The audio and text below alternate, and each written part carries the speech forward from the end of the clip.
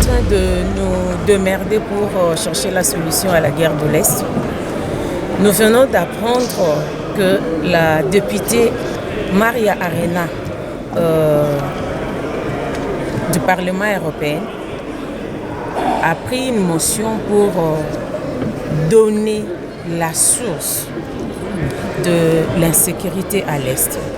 Et là, elle nous a cité quelques entreprises de multinationales qui sont derrière ce coup, qui financent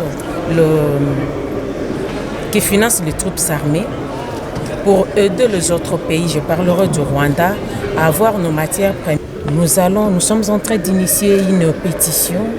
C'est par cette pétition que nous lui demandons, nous lui exigeons de nous donner la liste de multinationales qui sont en train d'œuvrer derrière les troupes armées à l'Est. Je viens déjà de déposer mon rapport au niveau du Parlement et je me mets à rédiger déjà ma pétition, donc bientôt là, vous allez le voir dans les réseaux sociaux. Les groupes rebelles armés du M23 auraient fait surface mardi à l'est de la République démocratique du Congo, dans le territoire des Rutshuru. Et l'armée congolaise accuse ces groupes rebelles d'avoir massacré 50 civils, affirme le porte-parole de l'armée, le général Sylvain Ekenge. L'armée congolaise accuse encore ces groupes rebelles d'avoir violé les cessez-le-feu obtenus au sommet de Luanda du 23 novembre. Les 50 civils congolais ont été lâchement assassinés à Kishishi, village situé à environ 70 km au nord de Goma, chef-lieu de la province du Nord Kivu. Tandis que les forces armées de la République démocratique du Congo observaient scrupuleusement le cessez-le-feu conformément à la décision de chef d'État prise à Luanda, assure en outre le porte-parole. L'armée rwandaise et ses supplétifs du M23 ont attaqué jeudi leur position à Kalima, dans la même région. Signalons que Kinshasa accuse le Rwanda de soutenir le M23 et même de combattre à ses côtés.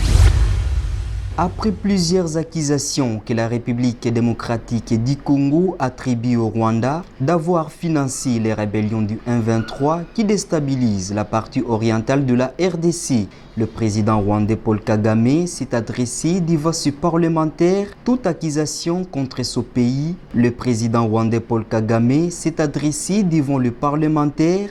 Toutes accusations contre son pays. Dans ses propos, le président rwandais n'a pas manqué à toucher les élections en République démocratique du Congo sans laisser son homologue congolais Félix-Antoine Tshisekedi. Il relève que le scrutin de 2019, Félix-Antoine Tshisekedi n'a pas gagné, mais s'ils veulent glisser les élections de 2023, qu'il demande d'autres esquisses au lieu d'attaquer le Rwanda. Les propos qui n'ont pas arrangé totalement le gouvernement congolais.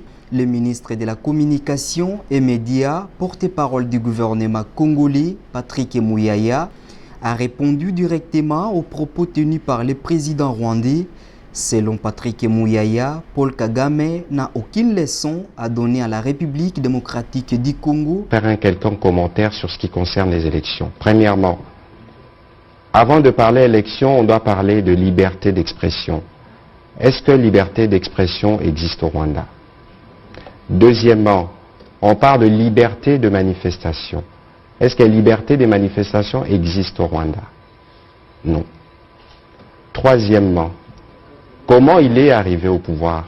Quelle a été la méthode qui a été utilisée?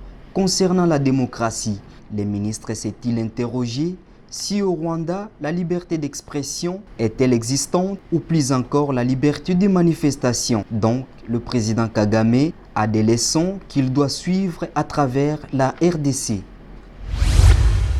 Depuis le 3 mai 2021, le président de la République démocratique du Congo, Félix-Antoine Tshisekedi, a annoncé l'état de siège de la 37e prorogation entrée en vigueur ce 2 décembre après sa promulgation, dans le but de donner aux forces de sécurité et de défense de rechercher avec ardeur les opérations sur terrain pour mettre fin à la sécurité des groupes armés, spécialement M23 soutenu par le Rwanda. Au nombre de 80 sénateurs qui ont pris part, 78 ont donné leurs avis à ce test de 3 articles et 2 ont voté contre.